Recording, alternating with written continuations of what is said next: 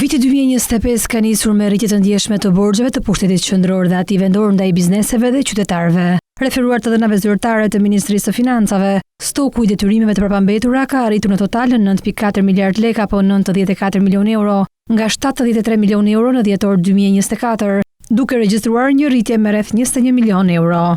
Në totalin e borxhit të akumuluar deri në mars 2025, qeveria qendrore zë 3.8 miliard lekë, ndërsa pushteti vendor zë afro 4.2 miliard lekë. Ajo që vjet re është që qeveria qendrore ka arritur stokun e detyrimeve nga fundviti 2024 me rreth 1.2 miliard lekë, ndërsa pushteti lokal ka kapërcyer me afro 900 milion lekë në 3 muajin e parë të këtij viti.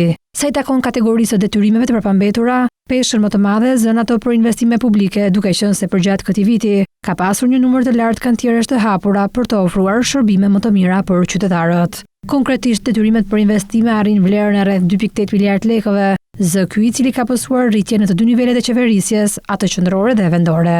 Nga ana tjetër, stoku i detyrimeve për vendime gjyqësore për largime të padrejta nga puna apo ankimime të bizneseve arrin në 2.4 miliard lekë, nga 1.3 miliard lekë që regjistroheshin në dhjetor 2024. Kategoria të tjera zë afro 1.3 miliard lekë të totalit të detyrimeve.